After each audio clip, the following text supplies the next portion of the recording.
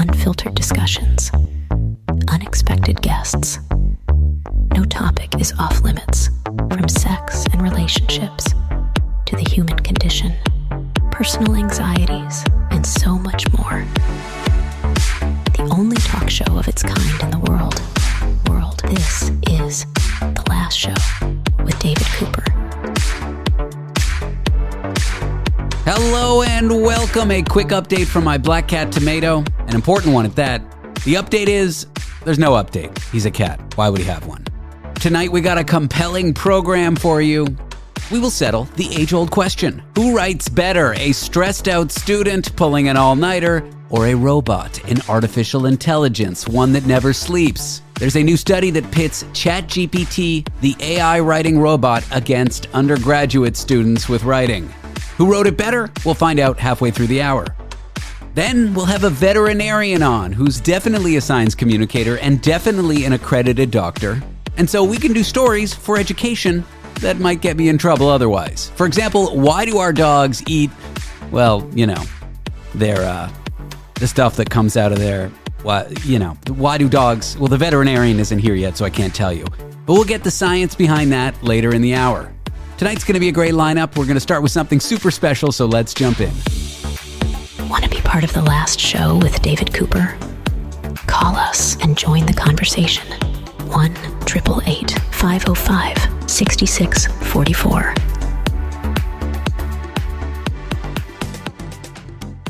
I want to start tonight by talking about a Canadian artist. A man who took the internet by storm, singing about life's most pressing issues, like seasonal depression, the rising cost of footlong subs, and sock tans.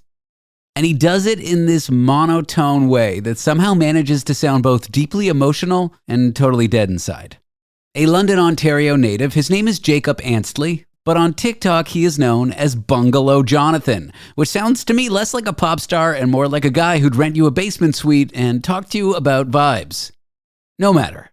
With over 18 million likes and the kind of cult following usually reserved for Scandinavian, new-old, crime, melodrama comedy films that pay an homage to Japanese filmmaker Ozu, yet filmed by Wes Anderson. It's a strange cult. Anyway, with a cult following, he vanished from social media for a full year. No scandals, no drama. Just a man deciding he'd rather do journaling and go to therapy, reflect on what it really means to do art making, rather than scrolling endlessly through thirst traps and algorithmic despair. Disgusting behavior, frankly. I kid. Even when you're making comedic videos, disappearing to reflect on what it really means to be an artist, I admire. Anyway, now the man's back, with new music, a new perspective, and a whole new relationship to the concept of likes. We're going to talk to him, but let's hear a little bit of what made the internet fall in love with him in the first place, and maybe mildly concerned for him. Here's some audio clips of Bungalow Jonathan. Ooh, I am hanging on by a thread. I don't know how much more that I can take. My landlord raised my rent by $27.54. What the was the point of that? Asking the real questions. Here's the next one. Oops, it happened again. It is 4 p.m. I haven't done anything productive, baby. Yesterday I paid $7 for a f***ing cabbage. So stupid, but we're about to get so serious. I am having a crisis, an existential crisis. Everything feels pointless, so I'm going to eat more chips. I am here with Bungalow Jonathan, an artist whose name is Jacob Anstey. Jacob, I am so glad you are on my show. You are, and I say this jokingly about people who are like weird artists, that they're the greatest artists of our generation, but I actually do believe you are great. Mostly because I like Adult Swim, and I like a lot of the things that your work plays to, but also just you're amazing. Also, welcome to the show. Thank you for having me, David. I appreciate that very much. Let's talk about you logging off, not for a day, but for a whole year. You're on this trajectory, you're making these funny videos, people love them, and you just kind of disappear. What happened? I was so burnt out from making the content, and I originally joined on TikTok because I couldn't play live shows with my band anymore. I had all of these funny ideas, like you say Adult Swim. I love Tim and Eric. I love that stuff. And as soon as I figured out how to use a green screen, I was like, all right, I got it. Now I've got this thing, and I could start posting these videos. And fleshing out these tiny ideas that weren't fully fledged songs.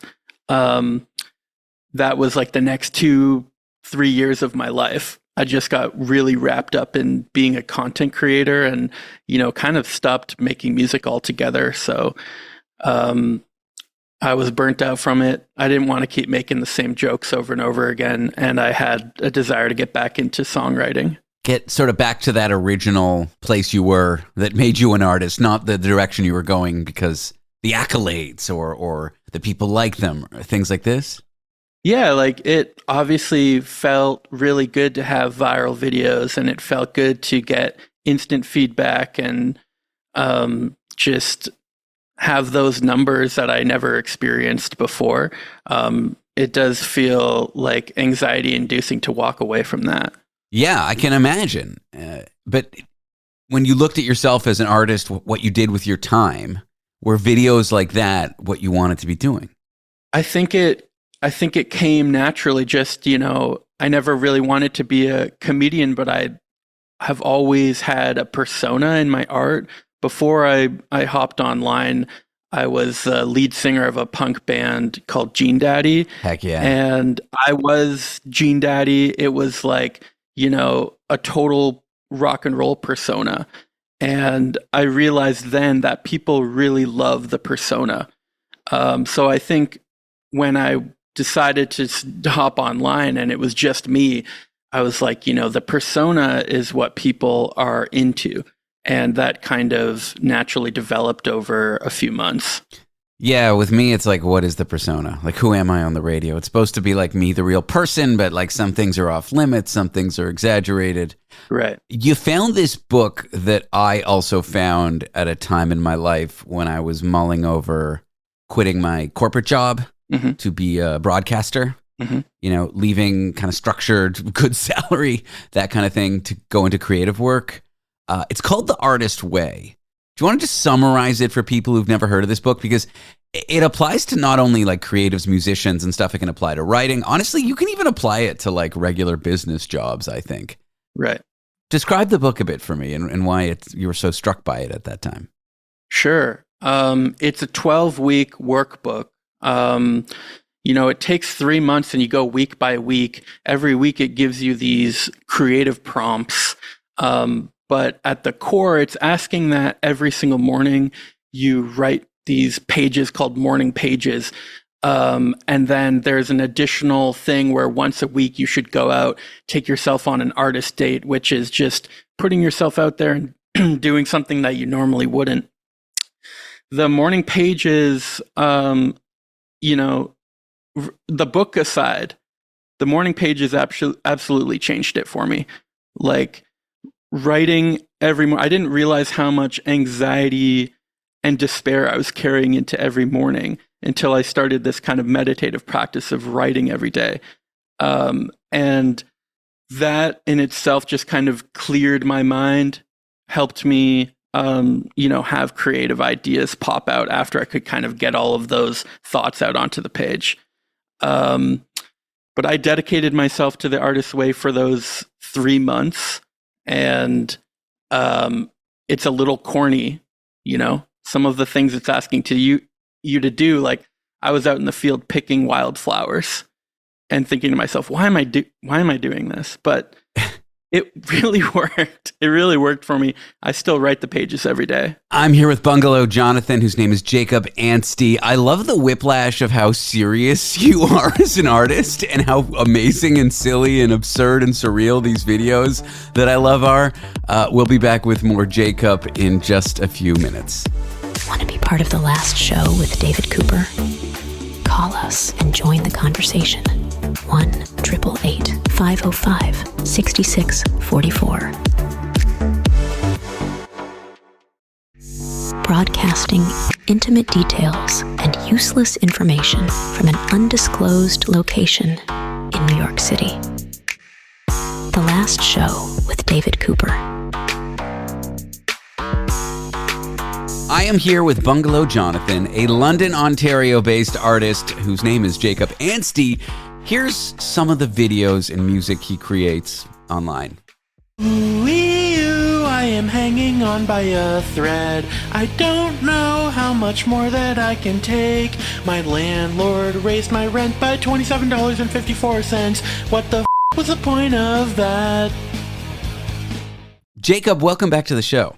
Thank you for having me. I was just saying I love the whiplash of how serious our discussion is about what it means to be like an artist and take your art seriously and refocus and dedicate yourself to your art and take a 12-week book-based course from The Artist Way, and how funny your clips are.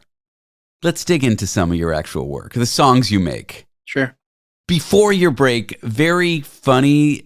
What's the inspiration for your music at this point in your life? During The Artist Way, it took about 4 months until I could start writing songs again.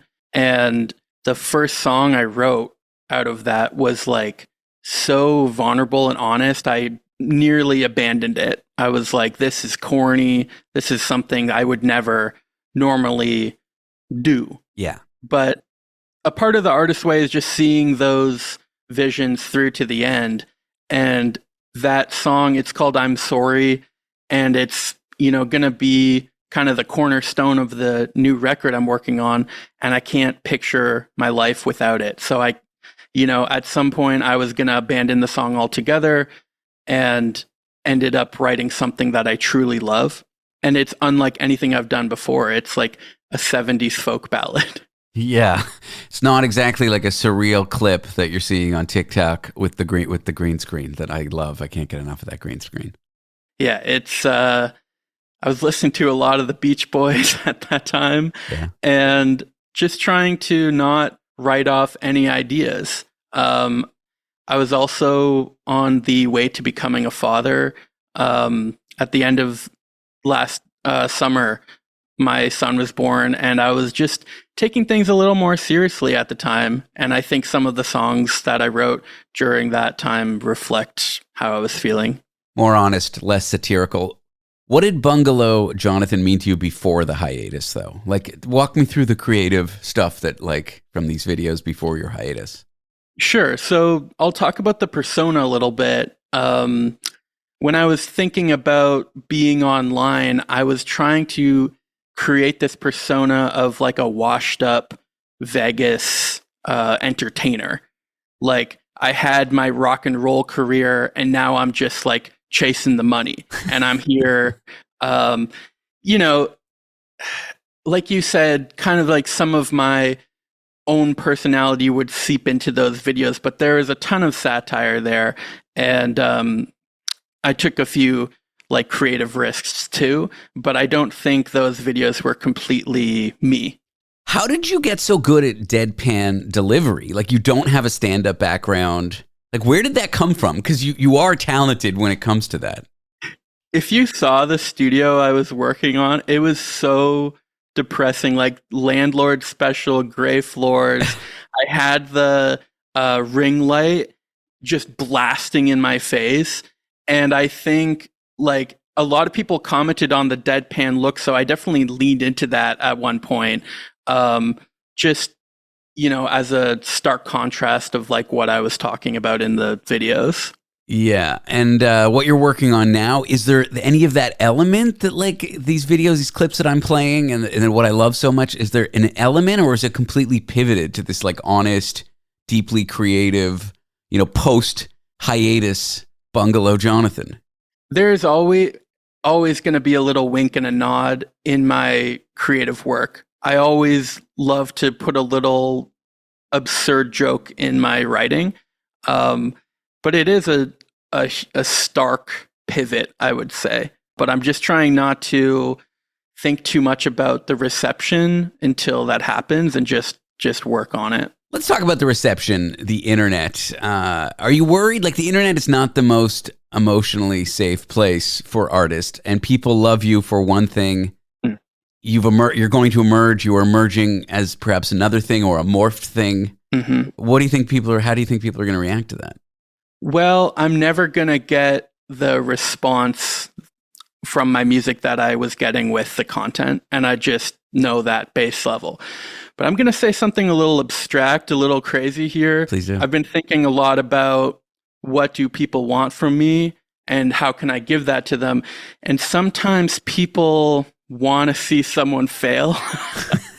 So if they're looking at me and they're like, man, this guy dropped the ball, he is a failure, and maybe that makes them feel a little good about themselves, I actually just made that person feel good. So I'm hoping that they, even if they think I'm failing, that they're like looking at me and maybe my failure is inspiring them to take a risk of their own. Whoa. Whoa.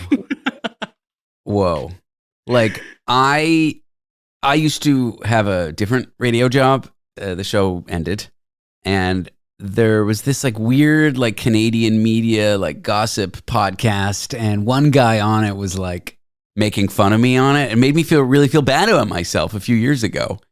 I wish I had that presence of thought in that moment to be like, these people feel good about themselves by making fun of me or rooting for my failure. And that's a good thing. That's such like a deep thing. Where did you come up with that? Last night at 3 a.m. when I was thinking about our interview, I was like, maybe, I don't know. People have given me the worst comments in the past, especially when I post something a little more like political. And I've been posting a few videos talking about my creative journey. And, the first comment I get on the first video is, "You used to be funny." Ooh, we love that. What am I going to do, man? That guy felt great about that comment, I'm sure. And so that kind of stuff doesn't get to you. Well, I don't obsessively look at it. Not that there's many people like interacting with a radio show. We're talking like one comment a week, one email a week, and it's probably from my mom. But that stuff doesn't get to you. You just kind of let it fall off the shoulder. Oh, it gets to me. It gets to me for sure. But I'm just trying to focus on the work and not the product, I guess. I envy you because when I quit my my tech job before I went into radio, I ruminated all the time on what it means to be creative. And I feel like now that I do this job every day, I don't get to ruminate. I don't like have this creative angst.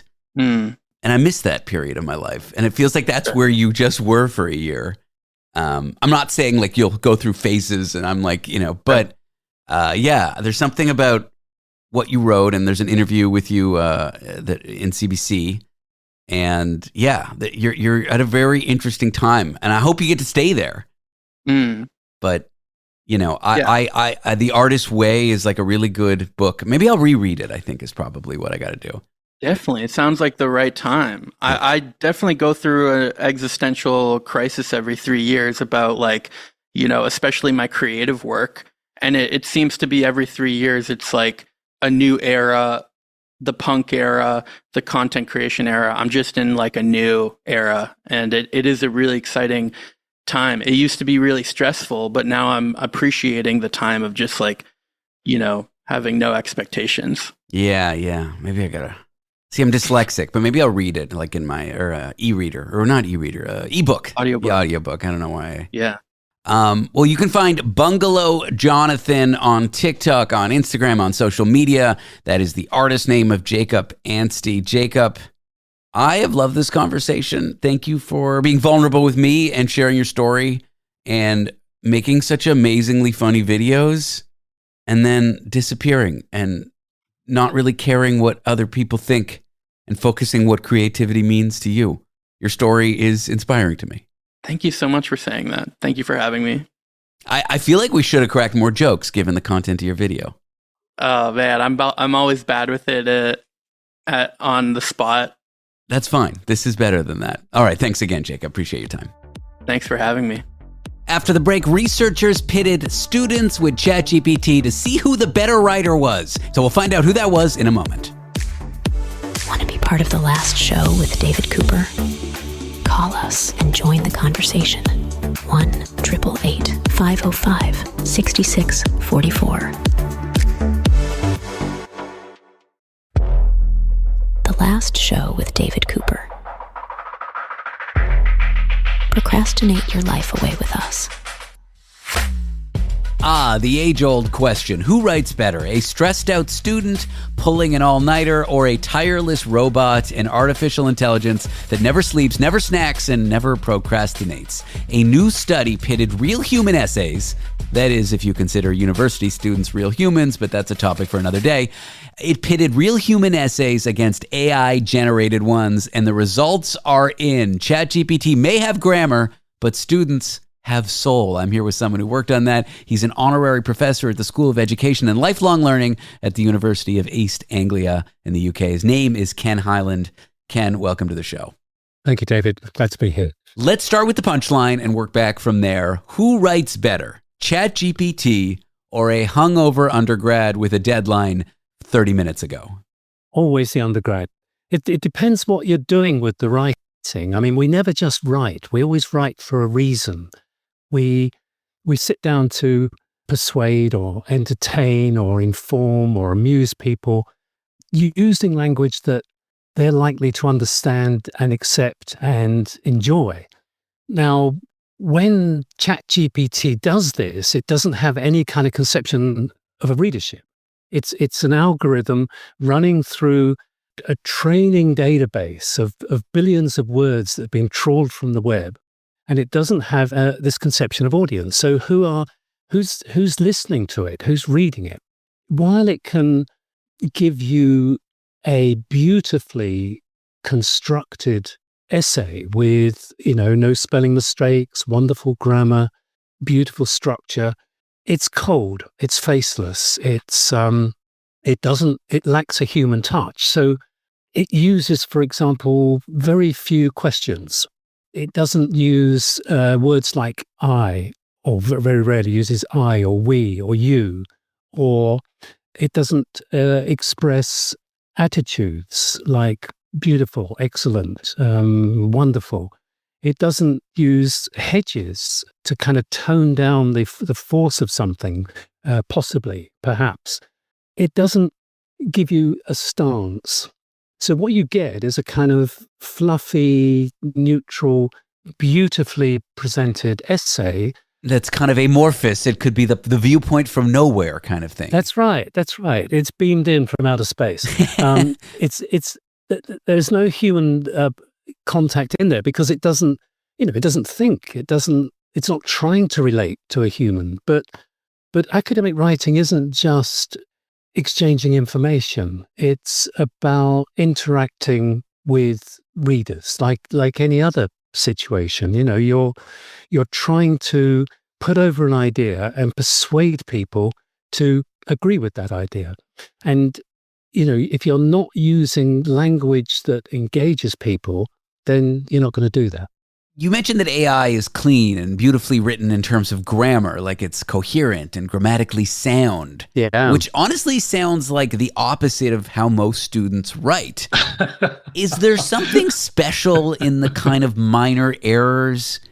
I guess the best analogy, this will make no sense to people who don't like guitar, but people use old amps when they have electric guitars that use transistors and tubes and all kinds of old audio equipment, but the resultant sound has little errors in it, making it more warm and fuzzy. If you just digitally amplify a guitar, it sounds very cold. It's almost too accurate.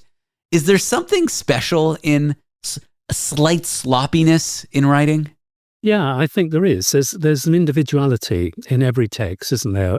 When you write for publication, you send your paper off to a journal and anonymous reviewers comment on it. And I've had people write and say, I know this person, it's Ken Hyland, even though it's completely blanked out and anonymous. So we all have a kind of signature. And whether that is little errors or foibles or the use of favorite words, that's an indication. That's your marker. But more generally, it's just, it lacks a personal touch. It's not communicating with you. It's giving you information. Tell me about how you said this authoritatively. Did you have people read essays and not tell them whether they were the undergrads or AI and they had to make judgments about it? No, we had a big collection of 145 student essays written by British undergraduates, and we on various topics, and we gave the same instruction to ChatGPT-4, told it to write essays on these topics, things like European Union, fox hunting, eating meat, the kind of things that students write, of the same length and on the same topics. And we gave it a context. You are a second year student writing an essay. And so we had these two collections, 145 texts in each, 75,000 words overall. And we ran it through a search program looking for words that express a stance or engage readers. And we found that on every count, the students wrote more engaging, more persuasive papers than the machine.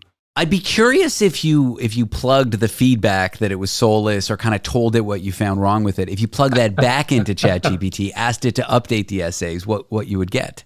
Yeah, actually, that's a good thought, because things are changing all the time. Can I get a citation on the next paper, please?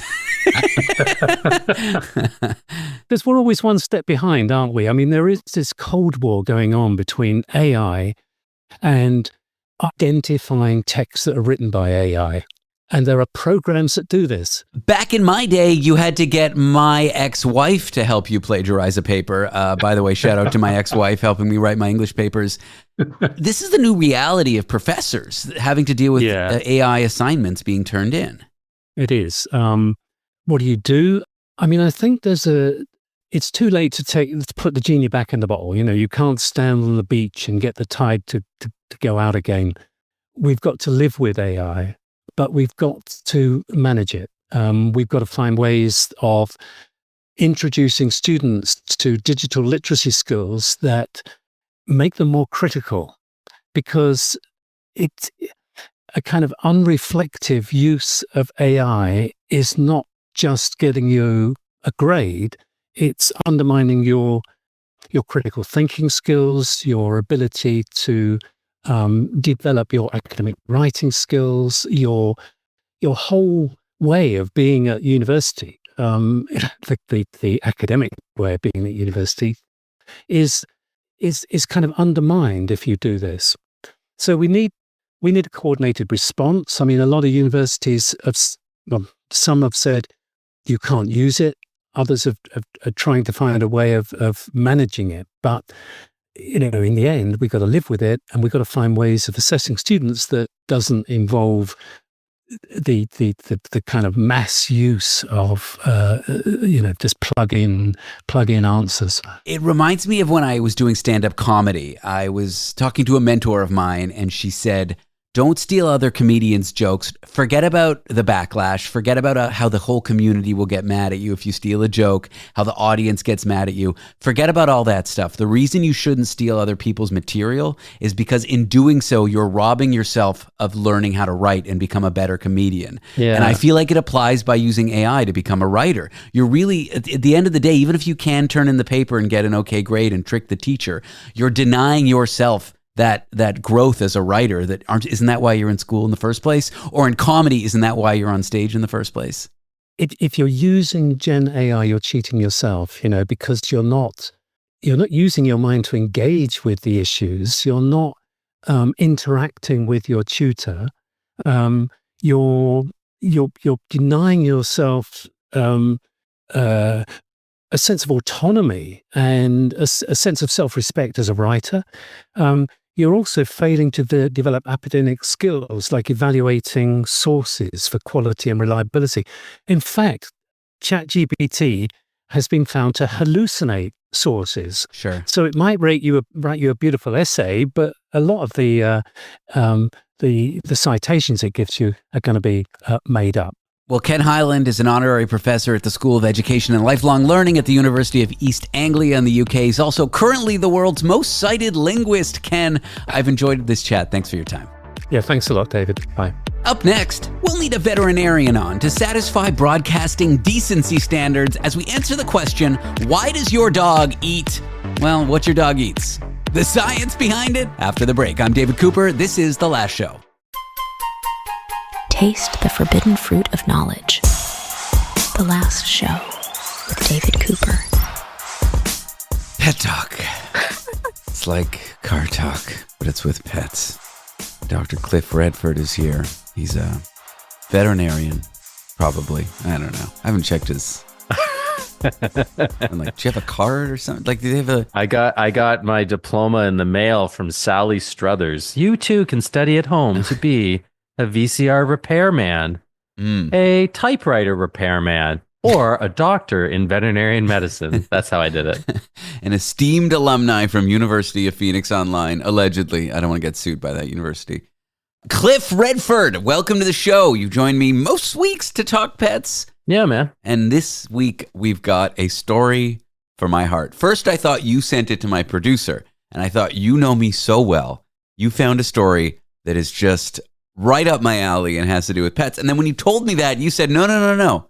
My producer, Danny, found it. Yeah. And our producer, the producer. Danny is amazing. She is a force of nature. Okay. She is just insane enough to want to work with me, but not so insane that she's intolerable. And she's great at her job. I mean, what more could you ask for? That's like the best reference. All kidding aside, that's actually the best reference ever. I get like people, they come and they volunteer for me, and they're trying to get into vet school and whatnot. But every once in a while they'll come and they'll work or they'll volunteer for me, and then they'll ask for a reference letter for a very specific job, at a humane society or another clinic. And I've actually found I've had really good success finding them jobs by saying things like, trust me, you need to hire this person. They're hardworking and they're not a pain in the ass. and they generally get the job. Like, yeah, that's all you need, man. Yeah. I mean, it does remind me of, I'm like, in the back of my head, I'm like, the three tenets of radio, like, who are these people? What are they talking about? And why do I care? We are answering none of them. We're breaking all the rules. All right. Cliff's here. We're going to talk some great stories about your pets that are going to help you. And I'm David, and this is Cliff. And why do you care about this? Because you like your pet. Okay, we've done all that. All right. My old job, we had this saying, like, no jerk geniuses. And I know it's not quite the same as my endorsement for Danny or quite the same as what you said, but I think that there are these tenets, like there are qualities of people that make them great, but you would never want to work with them. Jerk geniuses. Oh, I see what you're saying. Don't work for a jerk genius. Yeah, like someone who's amazing at their job or amazingly smart, but they're terrible to work with is not someone you want to hire, Yeah. Unless the job description is sit in a corner and do the work and talk to nobody, in which case, yes, you want to hire them. Yeah, that's true. But if you can hire a jerk genius surgeon to replace your hip or do heart surgery, who cares? As long as they're skilled. The team that they have to work with. Oh, yeah, no, but I'm talking about as the patient. Oh, yeah, well, still, like, if the surgeon's such a jerk that what's this person in the ER who helps the surgeon? The nurse, yeah, the anesthesiologist, there's all kinds of... Whatever, yeah, if the anesthesiologist is like, F you, or the nurse is like, I'm not handing that jackass a scalpel, then it's not... But you'd have to be a pretty big jerk to not be, yeah. Who knows? Okay. All right, we got this great story to talk about. I know, we've done a lot of dancing around how great this story is. About Valerie. Valerie, the dog. And this is like straight out of Disney. This is going to be the next Disney movie. Valerie is this little Dachshund cross, basically a Dachshund, and she ended up going missing for 539 days in a secluded island in Australia called Kangaroo Island, and she survived. This is not a dog that is known for choking out kangaroos or catching wombats. And how did it survive? So again, this would make an amazing Disney story about survival and friendship and all these wonderful things, except experts believe that Valerie survived by eating the feces of other animals. It's not about the poop you eat. It's about the friends you make along the way, Cliff, as I've always said. There you go. Well, she had there was all great little terms here. A fecal feast for the senses. She was just recycling, David. She was just recycling. But don't you get all kinds of worms and parasites? And aren't there objectively bad reasons for eating that? There's absolutely bad reasons for eating. Yeah. So this is a condition. The technical term is coprophagia. And phagia means to eat. Copro, I don't know what that means. I guess just poop.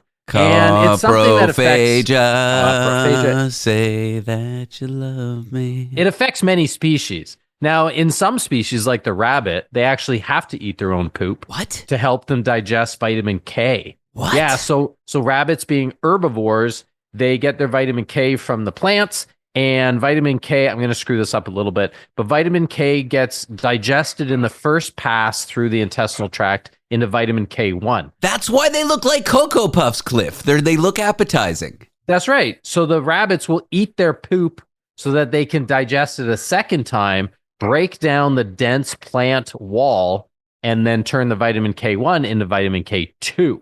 Can we just quickly reiterate that you are a veterinarian, and so we are looking at this from a scientific angle? So what we're doing is not in the gutter, it's actually educational. This is very educational. Keep going. No, this is important. And about 1 in 4 dogs eat their own or their friends' poops. I had greyhounds, and it doesn't matter that they're greyhounds, but they used to love if I forgot to clean up my cat's litter. Oh. And they would clean it up for me. And they would come out and they'd have a mouthful of like kitty litter, and they'd be licking their teeth and whatnot. And it was disgusting. So about 1 in 4 dogs do it. It generally starts when they're young, 4 months, 5 months, up to 10 months old. A lot of them do outgrow it, but there are dangers. They can spread parasites, or they can reinfest themselves with parasites. There's obviously bacteria. It's disgusting. And it's there's a whole slew of reasons. Wolves do it and foxes do it. So like other canids, the mama wolves will do it to clean up their den because they want to hide the scent of their newly born puppies. It's the same reason cats bury their doo-doo, because they want to get rid of the scent, ostensibly. Exactly. They're cats are predators and prey, so they recognize that being by prey animals, they have this adaptation or this instinct to hide their scent. It's another reason why maybe dogs roll in the poop of other animals. I've seen that. I once, my friend, we were kind of out in the wilderness, and her dog disappeared for like 5 hours, and she was like, oh, he does this. We were at like some cabin somewhere, and we were kind of freaking out on her behalf. She's like, no, he does this, and then he comes back with the doo-doo all over his face, and this is his thing. And he did 5 hours later. It was wild. Yeah. They roll in it, and they look so happy, and they're hiding their scent. It's so funny to me when owners get so upset at their pets for doing pet things, you know, like licking themselves or like doing this. And it's like they get so upset, and especially when it's in public. And I'm like, dude, it's an animal. Like, chill out. Yeah. But we like to think that little Princess, the Silky Terrier, is advanced. And they don't recognize that if little Princess was left on Kangaroo Island for 539 days, she would too eat her own poop for digestive reasons. There's still nutrients that don't fully get absorbed. And so there can be health reasons. You know, if a dog has like a pancreatic enzyme insufficiency, so they're not properly digesting all the nutrients in their food, so they're essentially starving even though they're getting calories, they might eat their own poop because it's got those nutrients that they miss. So they're getting that second pass effect, kind of like the rabbit with the vitamin K. But they can do it due to boredom. They can do it that they are trying to hide their scent. A big one is if people incorrectly punish their pet for like having accidents in the house, then they're going to think they need to clean it up. Well, we are here with a certified, accredited, and official veterinarian talking the reasons why your pets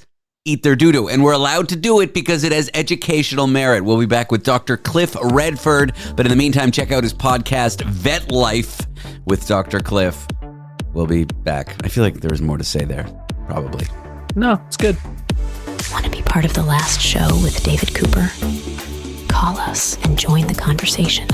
1-888-505-6644. We're here because your heightened awareness deserves heightened entertainment, The Last Show with David Cooper. Oh my God, we're back with Dr. Cliff. I'm starting this segment with much more excitement than I did the last one. Dr. Cliff Redford is a veterinarian based out of the Toronto, Ontario, Canada area.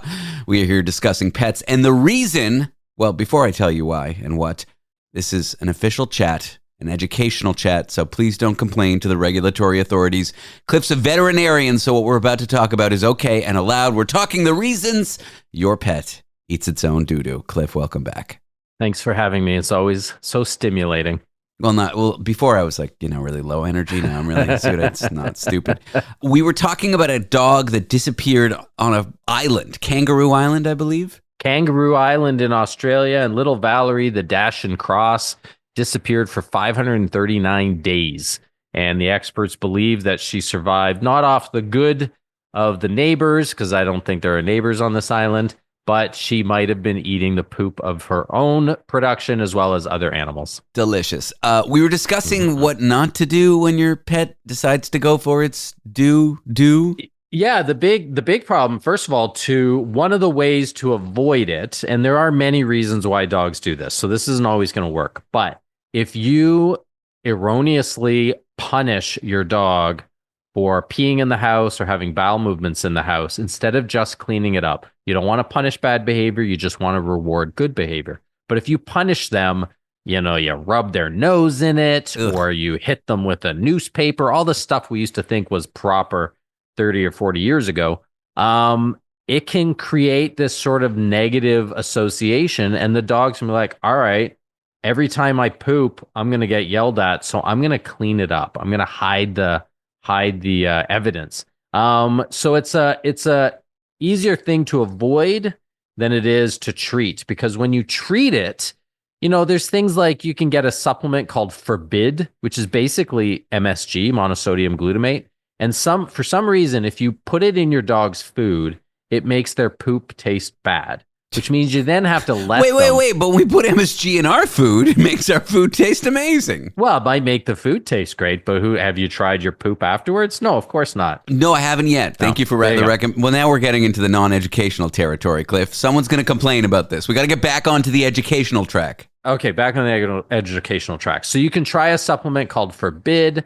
There's talks about if you use like pineapple, so the juice or the pineapple pieces, the fiber changes the consistency of the stool. That might help. And there's even talks about Cert's breath mints. Those don't really work. And the issue is the problem with any of this stuff is, or like the people will pour Tabasco sauce on the poop that's out in the garden instead of cleaning it up. It's not, your dog's not meant to eat it is the problem, right? I know. Well, you're trying to punish them. If I put Tabasco sauce on their poop outside, now you're going to eat it and it's going to burn your mouth. And yeah, that will sort of punish them. But then what happens is if the dog then finds a piece of poop that doesn't have the Tabasco sauce, it actually gets intermittent rewarded. And intermittent reward systems are more effective at encouraging behavior than constant reward systems. So you really have to stop it from the beginning, make sure your dog's not bored. Don't punish them when they have accidents in the house. Talk to your veterinarian because there might be an anxiety issue. Make sure there's a lot of IQ stimulating toys and clean up as quickly as you can. All right, you heard it here first. There you go. Intermittent reward systems are better than regular reward systems. Thanks. Yeah, better than constant. Thanks, Pavlov over here. Cliff, thank you. I would love to do the story with someone else, but I would lose my job and get all kinds of complaints. But because you're an official accredited, I am a doctor, veterinarian with a diploma, as my dad would say, that you got in a Cracker Jack box. How's that for a baby boomer joke? Yeah. Everything we did was educational. Okay. On the internet, there has long been a debate. Would you rather battle 100 duck-sized horses? Okay. So like 100 tiny horses or one horse-sized duck, one massive 1,000-pound duck. You have to go to battle. Well, see, the problem is I understand the physiology of birds, and you can't have a 1,000-pound bird. It's not, come on. This is a fictional world where a bird can be that big. I would always take the 100 smaller creatures over the one very giant creature. But horses, they could trample you. They could climb on you like little ants, Yeah, I guess. I would too. I think Are they intelligent, like normal horse intelligence versus a duck intelligence when the duck is giant? Yes. Horses are pretty smart. Ducks are not. That's what I'm saying. 100 little smart beasts coming at you. I don't know. 10 pounds each. That's 1,000 pounds. They could crush you. Yeah. Wait, that's 10,000. No, yeah, 1,000. 1,000. Okay, not important. It leads us to our next viral debate. This is so exciting. Yeah. All right, gorilla versus 100 men. Let's just jump at it. I was actually talking to my boxing coach about this. Yesterday's program, we had someone on that said gorillas show affection and bonobos show aggression. And when studying the two primates, their kind of reputations are not really deserved. Okay. Yeah. So through that lens, the lens of gorillas are maybe more sweethearts than we thought. They are. I mean, they are passive vegetarians. And even the silverback gorilla, which is the alpha male and by far the biggest and strongest, they don't really fight their other brethren.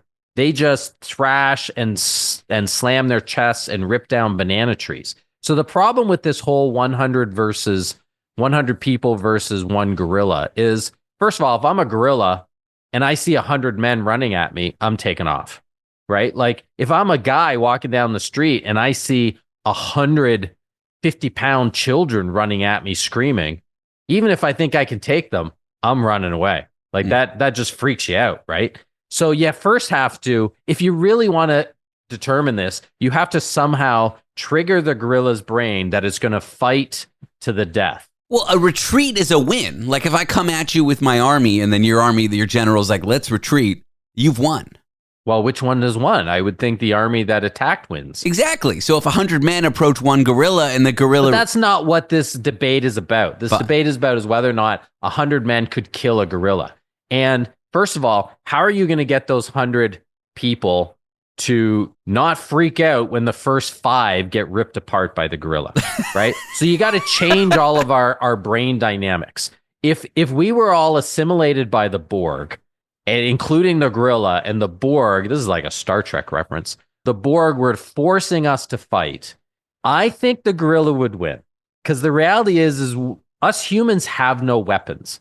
We are not strong enough to hurt the gorilla. Could we gouge out its eyes? Maybe. This is awful, but not Cliff. very likely. We don't know how strong a male gorilla is, a silverback. There are some reports that they're 20 times stronger than people. I don't know about that. But what we do know is their bones are many times stronger than us. Their ligaments are many times stronger than us. Their bite strength is like 1,300 PSI, which is twice that of a savanna lion.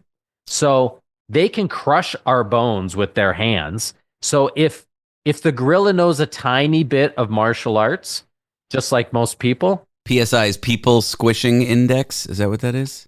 Something like that. It's pretty good. It took me a while, but I came up with something. Like the whole issue is, why wouldn't the gorilla run away? How would you get all 100 people? Like if even one of you guys win, all of your ancestors get $1 billion, that's still not enough. Because a couple of people would get destroyed right away. And then everyone else is like, you know what, forget it. I don't like my ancestors that much. I don't even know them. So you like the odds on the one gorilla? If you could get into their brain and force them to fight to the death, yes. I believe a gorilla smashes they Hulk smash them. They just destroy the people. Check out Dr. Cliff Redford's podcast, Vet Life with Dr. Cliff. Clifford. It's always a pleasure. Do you like being called Clifford? Not really. I don't mind it. I was gotta say, I love that I went to veterinarian school and medical school, and I'm a doctor, and this is what we're talking about. I actually enjoy this. I went to veterinarian school, and all I got to do with the media was this. There you go. I like it. It's fun. You got other things going on. Cliff, it's always a pleasure having you on the show. Thanks, buddy. After the break, we'll cover doom scrolling. Science now confirms that those images you look at online that are awful, they mess with your brain. They mess with your ability to focus, and they cling to your memory like something that clings a lot. I'm out of metaphors. So we'll look into why doom scrolling's bad and what you can do it in just a few moments. I'm David Cooper. This is The Last Show. When your therapist won't take your calls anymore, there's always last show with David Cooper.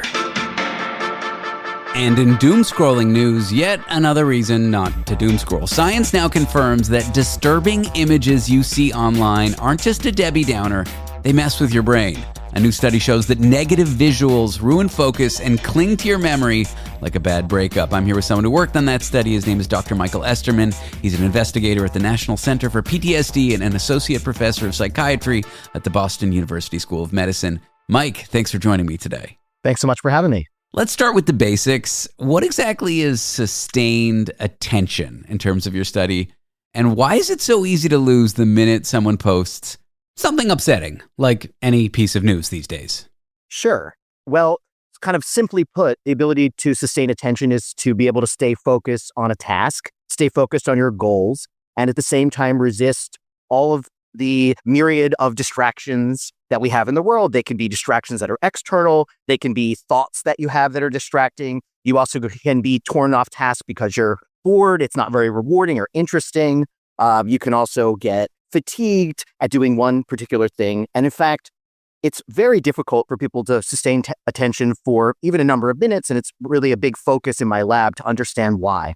So if I'm buckling down to focus, like, I don't know, my work, and then I stare at my phone for 2 minutes and look at a really negative feed, like maybe something with police brutality or some awful protest that went awry, and then I decide, okay, I'm going to go back to my focus. Did that 3 minutes affect me, or was it just a little fun break that I took? Well, maybe not so fun. Yeah. So I guess that's kind of one of the questions that we've been trying to ask in these studies that we've been doing in the last couple of years, because we kind of observe clinically in a number of clinical populations and just sort of anecdotally in our lives that things that are upsetting tend to take us off task more for longer, and then they kind of stick with us for longer as well and make it harder for us to re-engage with what we were doing. And so we tried to design a task in a laboratory where we had people staying focused on a relatively monotonous, fairly boring task that was repetitive.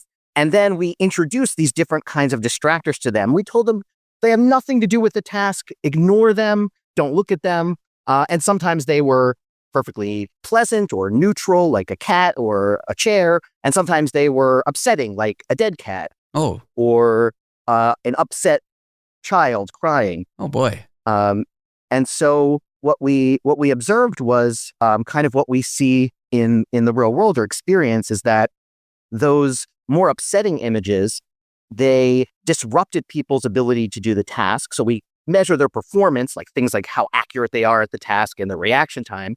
But we also look to see how did it impact their mood. And by delivering these more upsetting images in the background, even though people weren't supposed to be paying attention to them, we found that even in a matter of a minute, people's mood felt worse. And later on, even a half an hour later, we asked them about these images. Could they remember ones they saw and didn't? The ones that were the most upsetting were the ones that stuck in their head the most. This is kind of alarming in terms of a finding because there's no shortage of disturbing news out there. Like anywhere I look online, there's something disturbing. It seems like negative images linger longer in our minds. Why do you think our brains are basically like, I don't know, emotional hoarders when it comes to bad stuff, but we can just move on when it comes to the good stuff? Well, I think that there are circuits in the brain that help us determine or direct our attention or our processes towards things that are salient and important to us. And so a lot of things that are intense emotionally are things that maybe in a certain context we should orient to. So we work with veterans at the National Center for PTSD, and there's thought that in, say, a conflict, or if you're in war, it might be very important to respond to any kind of sound, image, or clue that something might be happening that's upsetting. But in the world, in our everyday sort of boring world, especially one that's surrounded with screens, all of the different upsetting things that we can see are not relevant to us. We shouldn't be captured by them, but maybe it's sort of hijacking this kind of system. I would also say that we also are, from an attentional perspective, a lot of people kind of frame, including our own work, we frame attention in terms of we direct it to things that have the most value to us. And if you're doing something that has very little value to you, it's very difficult and effortful to sustain attention. And I think that some people find value and reward in things that are emotional, even when those things are emotionally upsetting. Again, we clickbait is often things that enrage us. You won't believe what happens next. Sorry, I had to say it. Yeah. And so there may be some sense that I think, and again, worth more study, that these things that people click on, they often are negative. People want to read and be outraged and be activated.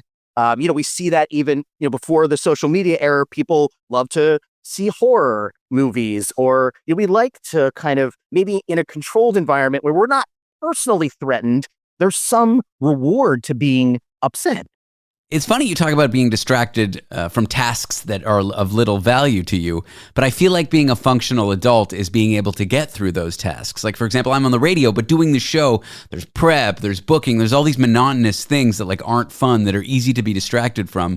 We need to kind of do the tasks that seem of little value to us in order to, be productive. It's not something we want to be distracted from. Well, they have more long-term value to us, right? So in the moment, doing, reading this difficult paper, fixing your tech problem. Doing your taxes. Exactly, doing your taxes. Not very rewarding in the moment, but in the long run, you're either, you have some rewards, I got a refund, or your reward is simply that you're not in trouble and paying penalties for it. But it's harder for people to, this is sort of a different area of research, but an important point that rewards that are further off in the future are really devalued relative to things that are immediately rewarding. So, that's why you can say, I'll go to the gym tomorrow every day and never go to the gym. We want that dopamine hit in the moment. Do positive images like cute cats, babies, do they help people focus at all, or are they just kind of neutral? We didn't find any differences with the positive images. And I think that it actually is a challenging contrast between the two, because if we think of, so we measure people's subjective arousal to these images. And that's kind of that's a vague term we could define it a lot of ways. But I think if you think about it, if I show you, a dead animal, you have that visceral response like, oh man, gross. Yeah. But if I show you a cute animal, it's harder to elicit that like warm and fuzzy emotional body kind of experience. So, there are even researchers that try to match those things, but our positive images don't elicit that same kind of arousal. Other people have tried using like, pornographic images to try to be a proxy for, wow, okay, I've gotten this kind of, I've gotten this emotional response that also has this kind of visceral response. But I really don't think it's a great analog. And so I think that there's something inherent about maybe negativity and arousal that's hard to tease apart from just positive and negative. What could we infer about modern life, especially with constant exposure to upsetting news and social media? I talked about doom scrolling when I introduced this chat. Could all these negative images quietly be wrecking our focus and mood on any kind of large scale? It's interesting that you asked that, because we have another recent study. This is a collaboration with a number of investigators, where we had people turn their smartphones into dumb phones. So basically we had them install an app that turned off their mobile internet. So they could use their computer, but for their phone, they could just text and talk, and that was all. So old school. And people did that for 2 weeks. And people who did that were better able to sustain their attention just 2 weeks later of unplugging from their phone. And so it opens up a lot of these questions. What kinds of things did they stop doing? So there's a lot of reasons, right? They could have been stopping doing these things like putting distractions everywhere, but there's other possibilities too. It could also be that by eliminating those kinds of distractions, people engaged in other more positive activities. Maybe they hung out with their friends more, or maybe when they were watching that movie with their friends, they didn't have their phone in front of them, so they were able to be like, wow, it's a really good movie. And so there's lots of positive benefits that may have also driven that effect. It's an off-topic takeaway, but I'm about to go investigate this dumb phone app and install it. Well, Mike, thanks for talking to me today about your study. This was a great chat. Yeah, thanks so much for having me. I appreciate it. Dr. Michael Esterman is an investigator at the National Center for PTSD and an associate professor of psychiatry at the Boston University School of Medicine.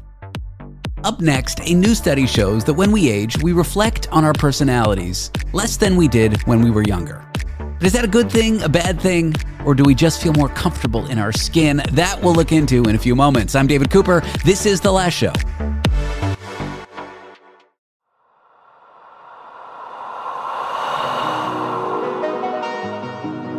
The show that asks the questions other shows are afraid to ask. The Last Show with David Cooper. Do we mellow out with age? Do we feel more comfortable in our skin as we grow old, or do we just stop thinking about ourselves? Do we stop being self-reflective? Well, a new study says that older folks reflect less on their personalities as they age. Why is that, and is it a good thing? I'm here to discuss this with Gabriela Küchler, a psychology researcher at Heidelberg University in Germany. Gabriela, thanks for joining me. Yeah, thanks for the invitation. What do we mean when we talk about self-reflection in an academic paper? How is that different from just overthinking as I lay in bed trying to fall asleep? Okay, so broadly speaking, self-reflection refers to every thought that we have about ourselves. It can be about our thoughts, about our behaviors, about how we are feeling.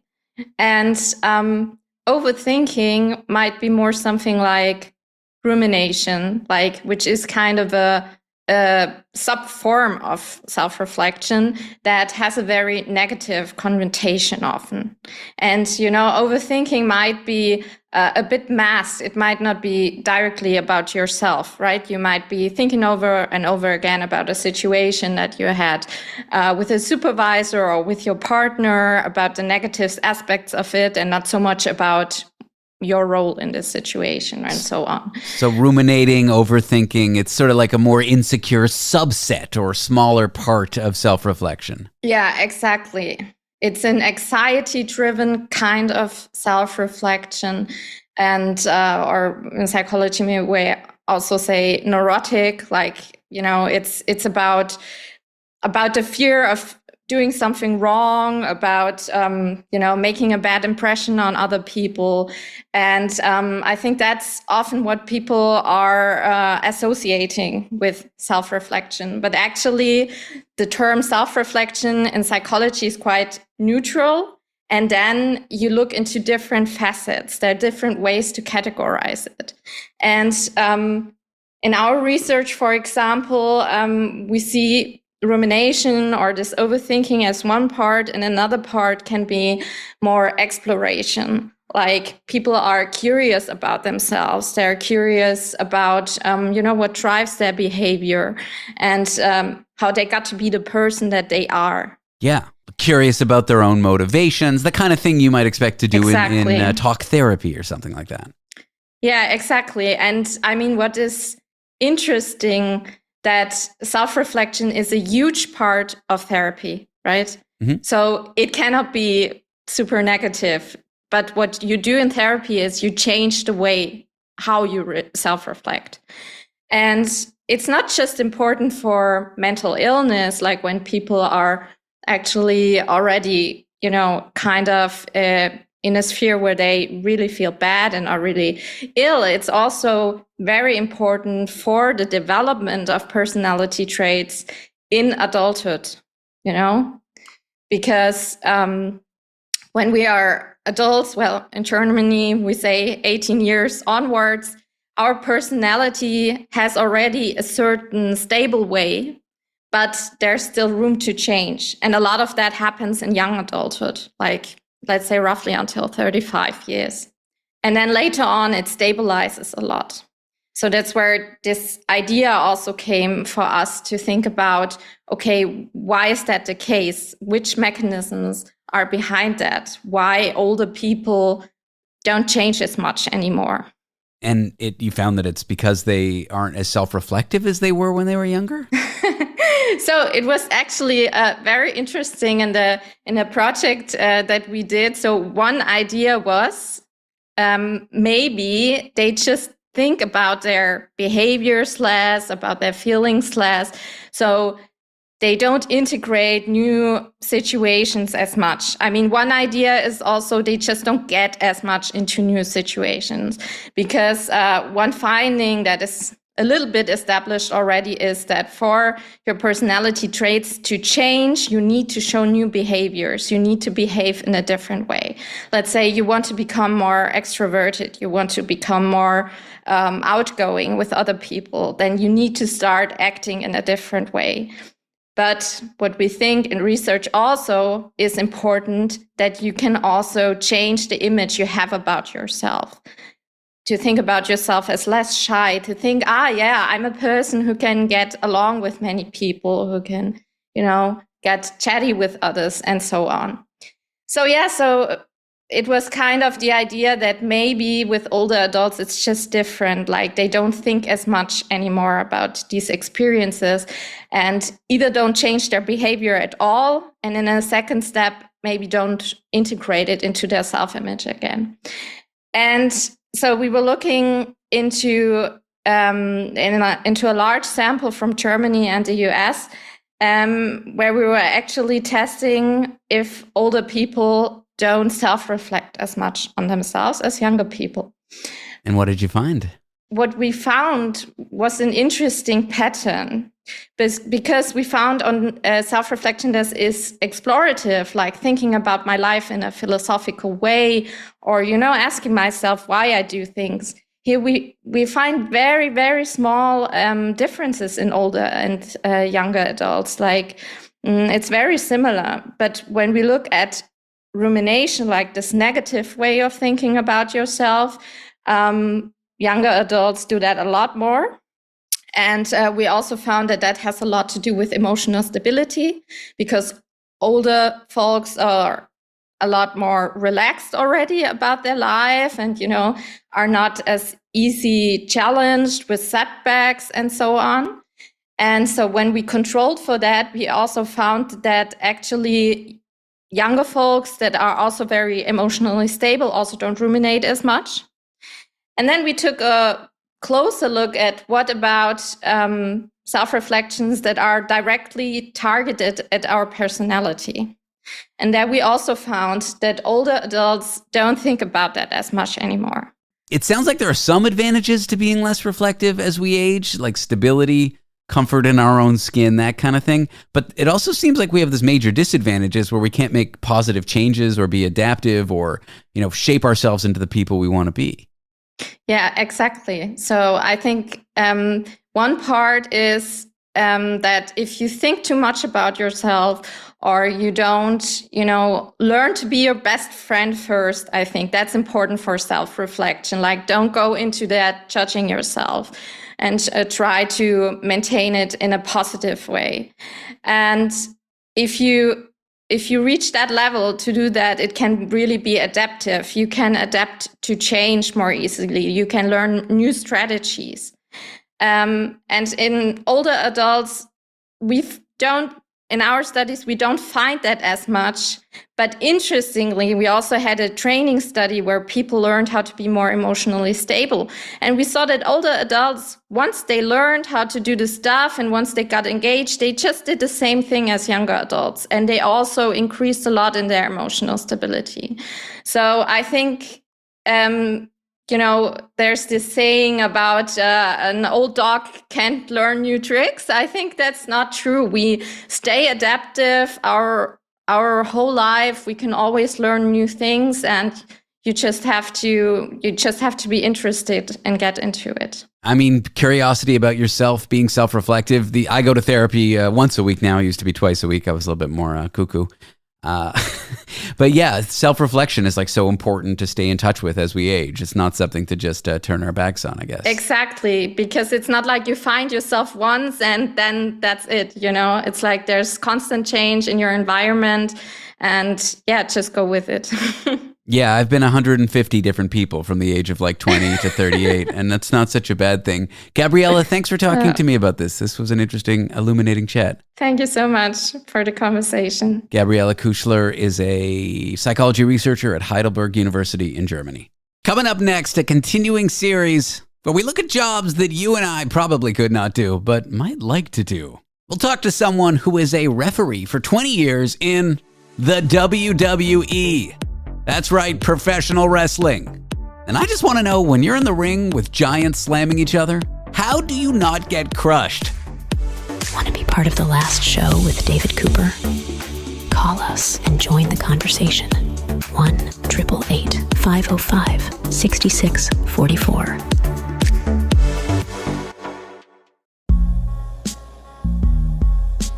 Prepare to have your mind blown as we delve into the complexities of relationships, explore the cutting edge of science, and celebrate the bizarre and beautiful absurdity of the world around us.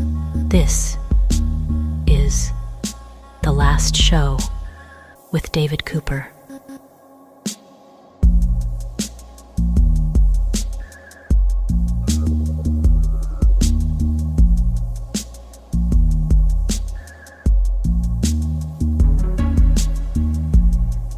Today, in our continuing series on jobs that I think a lot of us couldn't do, I'm here with someone, and his job is so exciting and fun for me. He's a retired referee from the WWE. You can find his book, 3 Count My Life in Stripes as a WWE referee. That's available wherever books are sold. His name is Jimmy Korderas. Jimmy, I am so excited to talk to you about being a referee in wrestling. This is like the most fun job ever. It is. For me, it was the most fun job ever. It wasn't something that I planned to do, but I loved wrestling so much, and I figured I wanted to do something. I just wanted to be involved in the business in some form or fashion. And then this, right place, right time.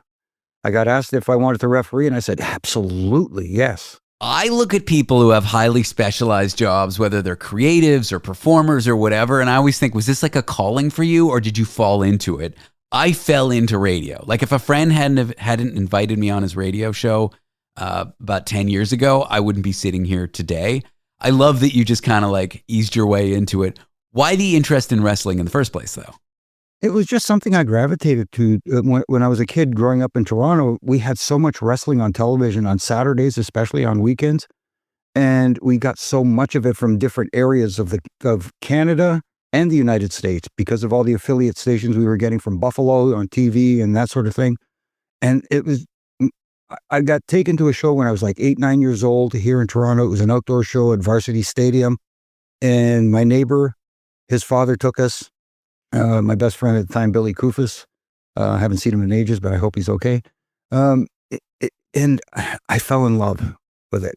I had my 2 passions. I had, of course, hockey and the Toronto Maple Leafs, and pro wrestling. So you like having your heart broken, that's the Leafs, and then you like watching people slam each other down, the WWE. Exactly. As one of the few people who was still alive the last time they won the Cup, I'm hoping this year. I've got my fingers crossed. My dad was like a toddler. Or when it was like it was in 1837, I think, or was it 1725? It was the year 4. I think Jesus had just been born. Yeah, I don't think we had seceded from England at the time, so... I'm not even sure England existed. It was just like druids and stuff wandering around Stonehenge. Okay, you're in the ring. There are giants slamming each other around you. How do you not get hurt? That's always like, how do you manage to get out of the way? That's my biggest question here. That's a part of the art of being a referee, is knowing when to stay out of the way. And there are times where you do get hurt, sometimes unintentionally. A lot of the times it is intentionally because it's part of, okay, cat's out of the bag. We all know. Is predetermined. So when you see a referee go down 99.9 times out of 100, it was meant to happen. But there is that odd time where you try to get out of the way. And some of these guys are so athletic and so big, and they're moving in breakneck speeds. You just get caught. Knowing when to get out of the way, I think, is an important part of every job. Like in radio, when a guest is saying something amazing, like get out of their way. Imagine you're a lawyer in court and there's someone on the stand saying something you need them to say and you're leading them to it. Get out of the way while you can. I feel like that's the advice no one gives you about being great at your job, getting out of the way when you're supposed to. Yeah, and you gave us the perfect analogy. It's like an announcer, like even in wrestling, the commentators, knowing when to lay out and let the action tell the story. Yes, the announce team is there to help tell the story, but you're letting them sometimes in the ring, the visual or the audio, whatever it is. You mentioned 99.9% of the time, if a ref goes down, that was part of the show. Mm-hmm. So you're part actor, you're part stunt person, you're part actual referee. All that multitasking, does it get hard to manage? Once you get in a groove and you get comfortable with what you're doing, no, and it's harder depending on the talent you're in there with the ring. A lot of guys are so smooth. I hate to put it this way. It isn't an easy job, but it feels like a night off with some of these guys because you get to work with them, especially back when I was there. We worked so often because of those house show schedules and on televised events. We ran like 5 times a week. Wow. Well-oiled machine then. Yeah. So you were in there with everybody and you got accustomed to them and they got accustomed to you and they felt comfortable and everybody was, and sometimes a little too comfortable. Oh boy. Yeah. There had to be moments when things didn't go according to plan, when things went off the rails, like someone gets hurt or something funny or weird happens. What are some of those moments that really were highlights of your career? Oh my goodness. Where do I begin? The hard parts are when someone does, it isn't ballet, as they say. And it is very physical. Yes, like I've said, it is predetermined, and we all know that. But at the same time, some of the impact these guys take is incredible. I can't believe it. Their bodies are, they call it bump calluses.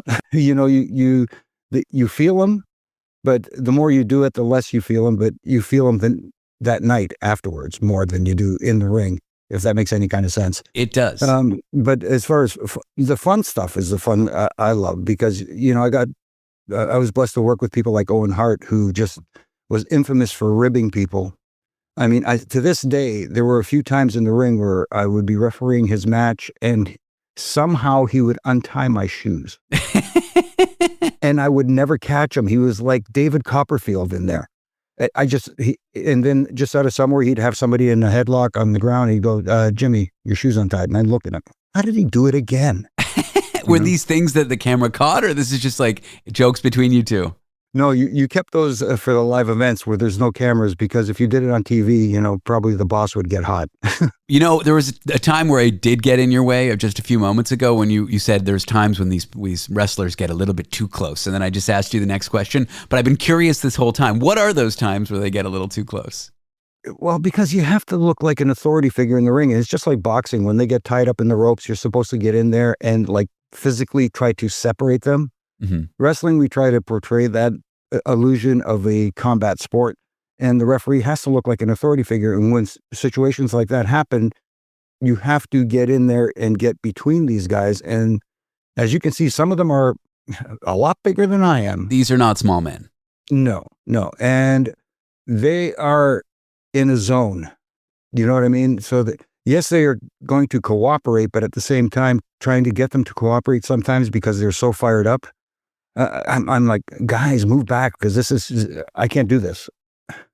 There's a scene in Seinfeld where George Costanza loses his job, and then they're sort of brainstorming what he could do. And then he said, well, I could be a baseball announcer. And then Jerry's like, you know, you kind of like, it's very difficult to get that job. Like, you can't just walk into a stadium and say, they kind of give those to former ball players and this, that, and the other.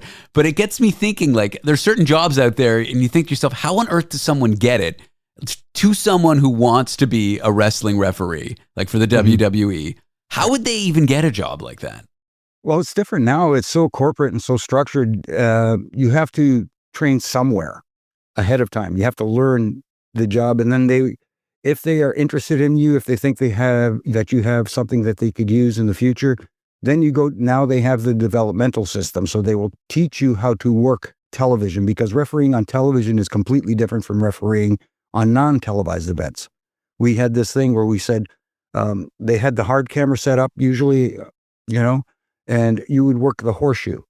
We would call it. You would work the three sides of the ring, where that's where you would move and do your job that way without trying to cross in front of the hard camera and cross in front of the guys, because they were the stars. You didn't want to block them. Yeah. So there's kind of a pathway to it for those interested. Interesting. They have tryouts and the whole bit now. Wow. Well, your book is called 3 Count: My Life in Stripes as a WWE Referee. That's available wherever books are sold. Jimmy Korderas, thanks so much for joining me. This was fun and illuminating and just a fun exercise on jobs that a lot of people could never do. I appreciate you being on the show. Oh, it's my pleasure. Thanks. We got to do this again. I would love it. That is the show, as ever. Thank you for tuning in. If you like what you heard, but you missed some of the program, or you want to listen to our back catalog, good news. The Last Show is available as a podcast. Just head to www.lastshow.pizza. That's lastshow.pizza, not .com. And there you can find out more details, subscribe, check out our social media, and click some stuff, see what happens. We'll be back next week with an important update from my tiny black cat, Tomato. I'm David Cooper, and this is, well, it's not the first show.